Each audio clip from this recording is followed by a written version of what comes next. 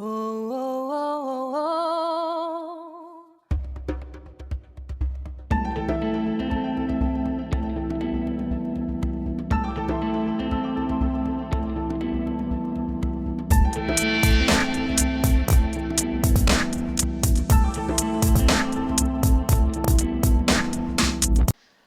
Bonjour à tous, nous voici arrivés au terme de notre étude concernant le chapitre 1 de la Genèse avec ces derniers versets, les versets 28 à 31.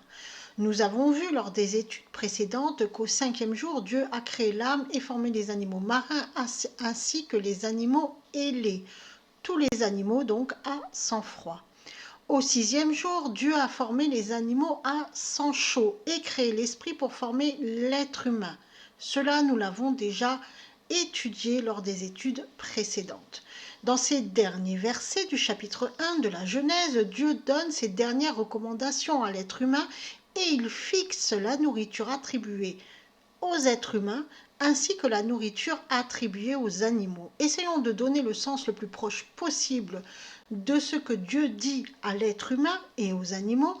Dans cette étude, nous nous attarderons essentiellement sur les mots hébreux dont le sens n'a pas été restitué complètement par les traductions françaises qui sont à notre disposition afin de pouvoir donner le sens global du texte. Il est fortement recommandé, comme à notre habitude, de lire ou d'écouter les études précédentes car de nombreuses notions déjà expliquées vont être reprises dans cette étude et donc nous ne nous y attarderons pas. Rappelons aussi que Dieu s'adresse à tous par des termes simples et que chacun peut comprendre ce que Dieu dit. Donc voici le texte en hébreu de ces versets 28 et 31 de Genèse chapitre 1 que nous trouvons dans une Bible interlinéaire avec la traduction mot à mot de tous les mots en hébreu. Et cette traduction, nous allons la lire ensemble. Verset 28. Et bénis eux Dieu et dit à eux, Dieu, portez du fruit et devenez nombreux et emplissez la terre et soumettez-la et commandez sur le poisson de la mer et sur l'oiseau de les cieux et sur tout animal, celui qui remue sur la terre. Verset 29, et dit Dieu, voici, j'ai donné à vous toute herbe ensemençant semence qui sur la face de toute la terre et tout l'arbre, que en lui un fruit de arbre ensemençant semence pour vous sera nourriture. Verset 30, et à tout animal de la terre et à tout oiseau de les cieux et à tout remuant sur la terre que en lui un souffle vivant, toute verdure de herbe pour nourriture. Et il fut ainsi. Verset 31, et vit Dieu tout ce qu'il avait fait, et voici bon beaucoup, et fut un soir, et fut un matin, jour le 6e. Alors il est vrai que comme ça, on ne comprend pas grand-chose. Maintenant, on va donner quelques exemples de la manière dont ça a été traduit dans nos Bibles françaises. Et rappelons-le, la plupart de nos Bibles françaises viennent d'une première traduction en latin du texte en hébreu pour l'Ancien Testament. Selon la traduction de Louis II, nous lisons « Dieu les bénit et Dieu leur dit, soyez féconds, multipliez, remplissez la terre et l'assujettissez, et dominez sur les poissons de la mer, sur les oiseaux du ciel et sur tout animal qui se meut sur la terre. Et Dieu dit, voici, je vous donne toute herbe portant de la semence et qui est sur la surface de toute la terre, et tout arbre ayant en lui du fruit d'arbre et portant de la semence. Ce sera votre nourriture. Et à tout animal de la terre, à tout oiseau du ciel, et à tout ce qui se meut sur la terre, ayant en soi un souffle de vie, je donne toute herbe verte pour nourriture. Et cela fut ainsi. Dieu vit tout ce qu'il avait fait, et voici, cela était très bon. Ainsi, il eut un soir et il eut un matin, ce fut le 6e jour. Selon la Bible de Jérusalem, nous lisons « Dieu les bénit et leur dit, soyez féconds, multipliez, emplissez la terre et soumettez-la, dominez sur les poissons de la mer, les oiseaux du ciel et tous les animaux qui rampent sur la terre. Dieu dit, je vous donne toutes les herbes portant semences qui sont sur la surface de la terre et tous les arbres qui ont du fruit portant semences. Ce sera votre nourriture. » à toutes les bêtes sauvages, à tous les oiseaux du ciel, à tout ce qui rampe sur la terre et qui est animé de vie, je donne pour nourriture toute la verdure des plantes. Et il en fut ainsi. Dieu vit tout ce qu'il avait fait, cela était très bon. Il eut un soir et il eut un matin, sixième jour.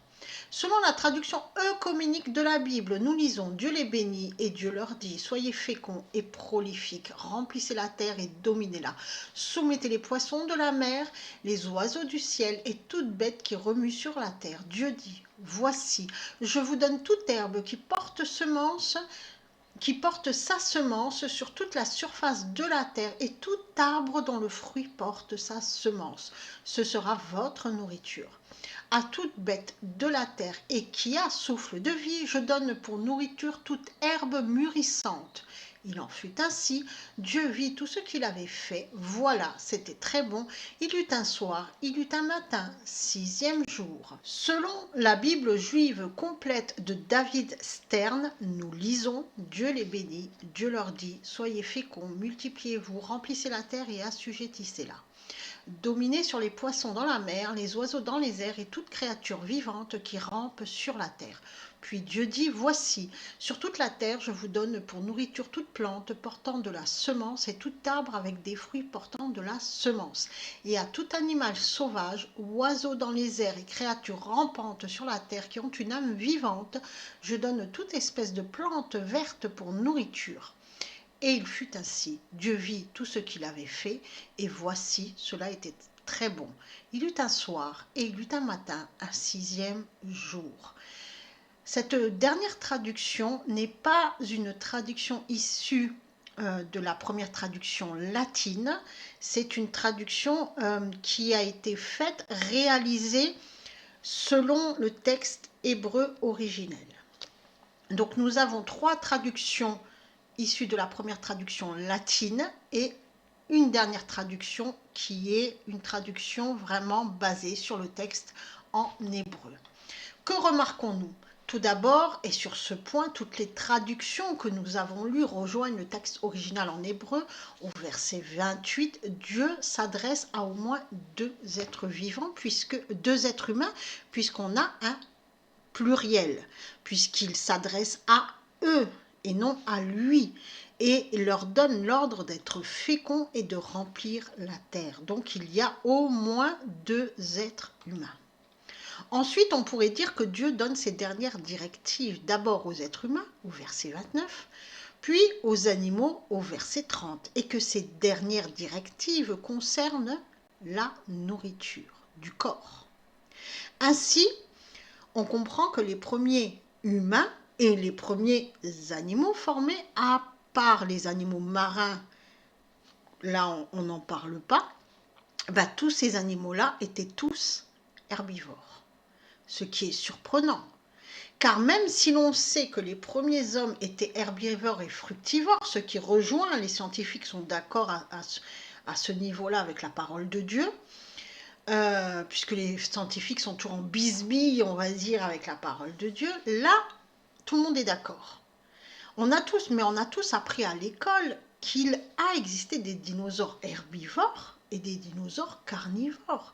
Le plus connu de ces dinosaures carnivores étant le Tyrannosaure Rex. Or, Dieu nous dit que tous les animaux terrestres étaient herbivores à l'origine.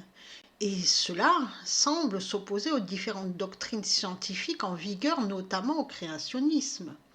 On va voir ce qu'il en est en réalité. Commençons par le verset 28 où Dieu donne la fonction de l'être humain et notamment les premiers mots de ce verset 28 et bénit eux Dieu et dit à eux Dieu. Donc à eux, c'est à l'être humain, aux êtres humains. Le verbe bénir, il s'agit ici du verbe barak en hébreu. Ce verbe a été utilisé la première fois au verset 22 de Genèse 1 lorsque Dieu bénit les animaux marins et les animaux ailés. C'est le même verbe. C'est-à-dire que donc, tous les animaux, donc il bénit tous les animaux à sang-froid. On avait dit que lorsque Dieu bénit, il loue et fait s'agenouiller sa créature.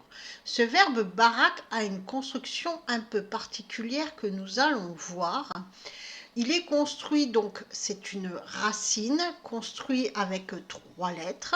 Les 2 premières lettres, Beit Resh, c'est une racine biconsonantique qui signifie c'est un germe contenant en puissance l'existence qu'il a portée.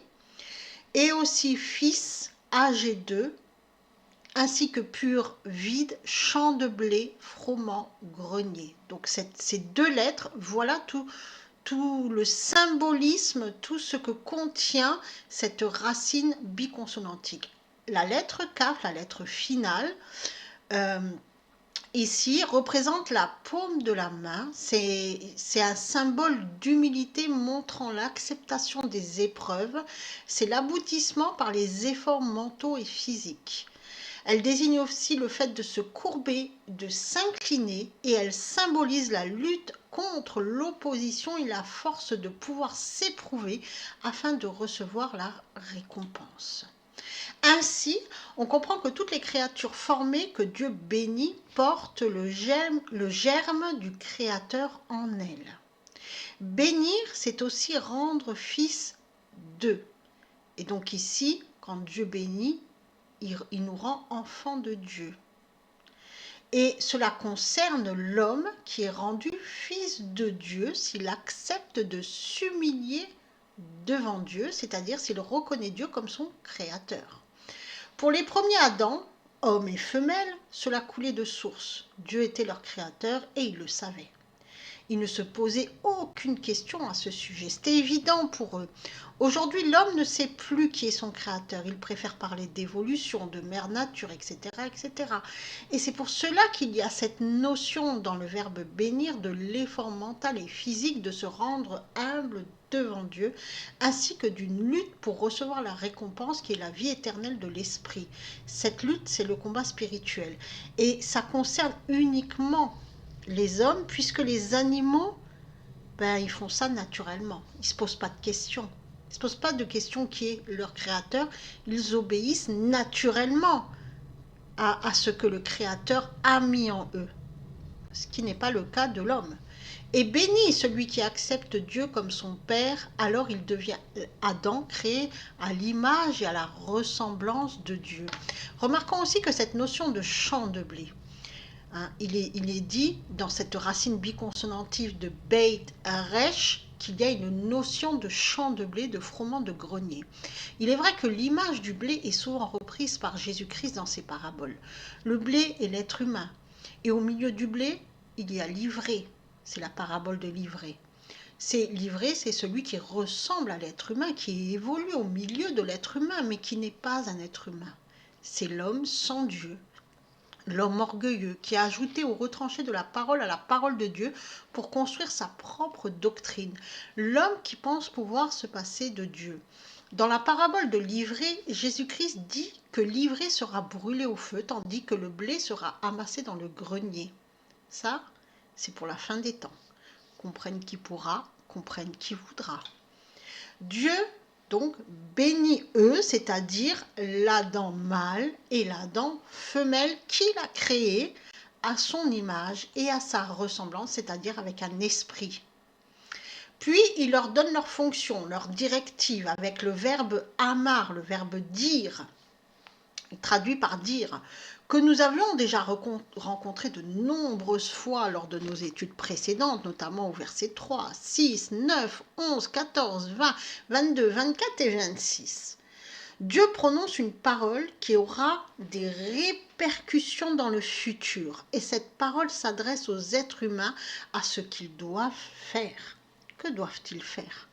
Porter du fruit, devenir nombreux, emplir et soumettre la terre et commander aux animaux. Et l'on voit que dans le texte en hébreu, tous les verbes sont conjugués à l'impératif. Donc, il s'agit des ordres de Dieu.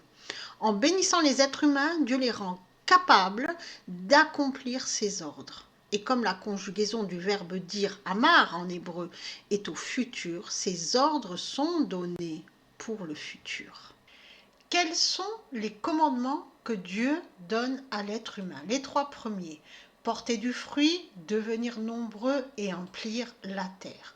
On a déjà rencontré ces trois verbes, porter du fruit, devenir nombreux, remplir la terre, lors de notre étude du verset 22 du chapitre 1 de la Genèse, lorsque Dieu s'adresse aux animaux marins et ailés et leur donne leurs directives. Porter du fruit, para en hébreu, qui est un verbe lui-même découlant de la racine primaire p, resh, he, ces trois lettres, qui porte le sens de fécond, prospère, fertile, augmenter, produire, fructuer, porter du fruit, mettre au monde. Comme le verbe est à l'impératif, il s'agit donc bien d'un ordre, d'un commandement de Dieu. Donc Dieu demande aux êtres humains de se reproduire, d'être féconds, de faire des enfants. Cela est inscrit, gravé dans leur ADN. Le second commandement, lui aussi gravé dans l'ADN, c'est de devenir nombreux, rabat en hébreu, qui est une racine primaire, là aussi, dont le sens est multiplier, augmenter, croître, s'accroître, accumuler, mais aussi cette racine désigne quelque chose d'abondant, une masse, une foule. Il s'agit aussi d'un impératif, donc d'un commandement de Dieu, donc d'une loi naturelle gravée dans l'ADN de l'être humain. Et cette loi naturelle est aussi donnée aux animaux qui, eux, la respectent, puisqu'ils respectent naturellement leur cycle de reproduction. Emplir, en hébreu, c'est le verbe mala, qui signifie remplir, être plein, lui aussi conjugué à l'impératif. Donc les êtres humains ont aussi reçu l'ordre de se développer dans leur environnement, de remplir leur environnement, de s'étendre, tout comme les animaux. Ça, c'est les trois premiers commandements de Dieu gravés dans l'ADN de l'être humain.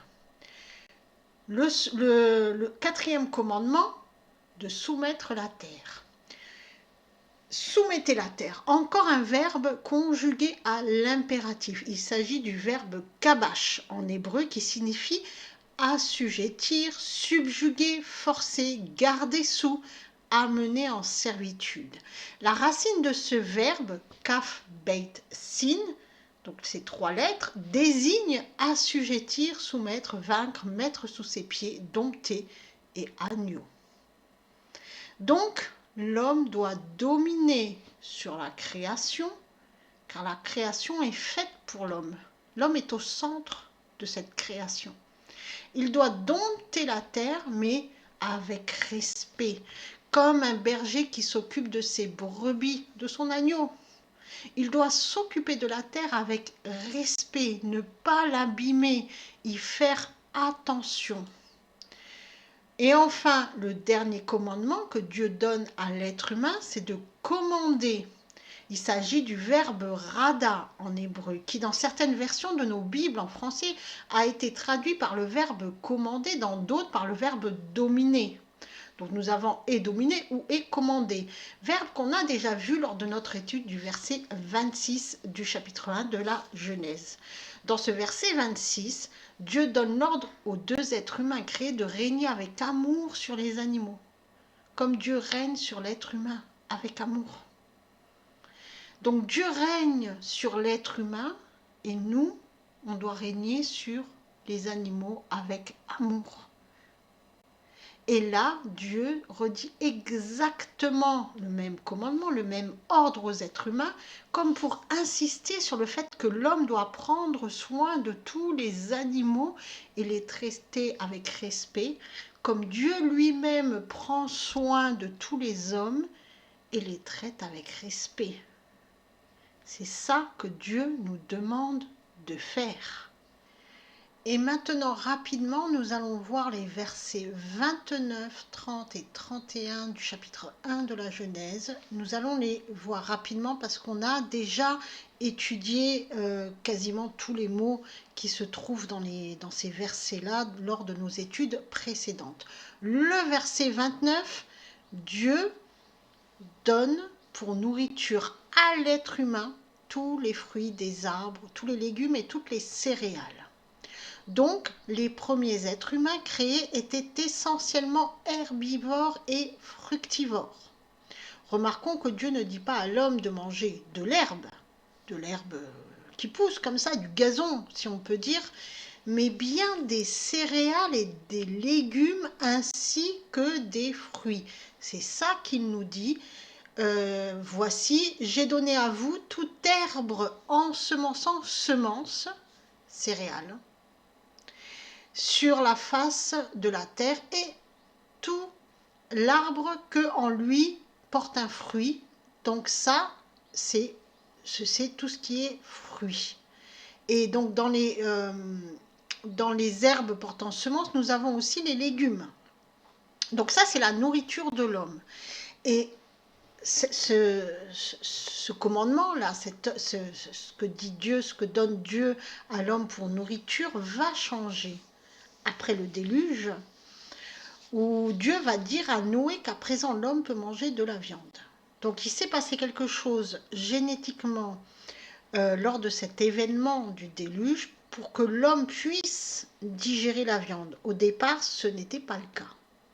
Et c'est à ce moment-là que l'homme deviendra omnivore, qu'il pourra se nourrir de tout ce que produisent la terre et les animaux.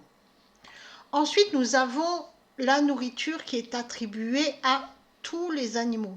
Tous les animaux. Il y a tout animal de la terre, il y a tout oiseau dans les cieux, il y a tout remuant sur la terre, qui a un souffle vivant. Donc cela concerne tous les animaux à sang froid, tous les animaux à sang chaud, tous les animaux ailés, etc. Donc tous les animaux que Dieu a formés, que ce soit des animaux marins ou que ce soit les animaux terrestres ou les animaux ailés. Ceux-là, ils auront pour nourriture l'herbe et la verdure, les feuilles des arbres, etc., etc. Donc les premiers animaux créés étaient essentiellement herbivores. Et cela va aussi changer après le déluge. C'est là qu'on va avoir de grands changements génétiques et certains animaux vont devenir des carnivores. Donc la parole de Dieu, là, elle nous dit clairement que tous les animaux créés sont des herbivores. Donc là, la théorie créationniste, ça ne tient pas devant la parole de Dieu. Maintenant, comprenne qui pourra, comprenne qui voudra. On n'est pas là pour faire un cours de science. Ensuite, verset 31, et Dieu vit que tout ça était bon, et c'est le 6e jour, donc Dieu contemple son œuvre. Il regarde tout ce qu'il a fait, ça y est, c'est fini, on est arrivé au 6e jour, tout est complet, tout est achevé, tout est parfait, selon le plan initial.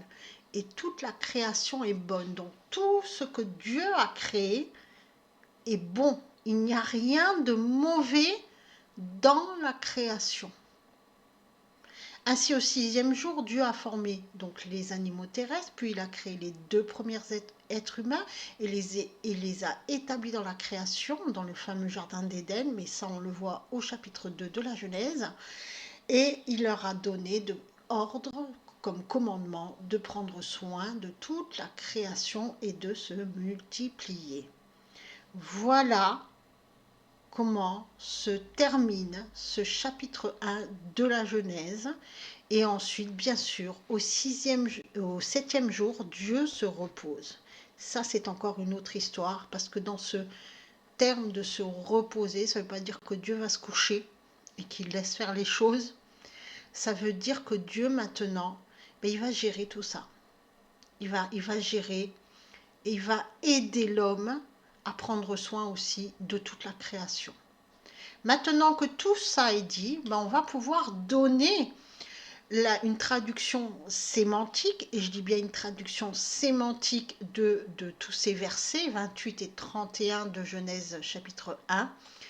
Donc, verset 28. Et Dieu bénit les 2 êtres humains qu'il a créés à son image et à sa ressemblance et leur donne l'ordre d'être féconds, de se multiplier, de s'établir sur toute la surface de la terre, ainsi que de prendre soin de toute la création de la terre et des animaux. Verset 29. Et Dieu donne pour nourriture à l'être humain tous les légumes cultivés de la terre, toutes les céréales que donne la terre, ainsi que tous les fruits des arbres. Verset 30. Et aux animaux, Dieu donne pour nourriture toute l'herbe des champs, toutes les plantes, toutes les feuilles des arbres. Verset 31. Et Dieu jugea que tout était conforme à son plan, tout était parfait, toute la création fut jugée bonne. Ce fut au 6e jour que Dieu forma les animaux terrestres et qu'il créa l'être humain. Soyez bénis. Oh.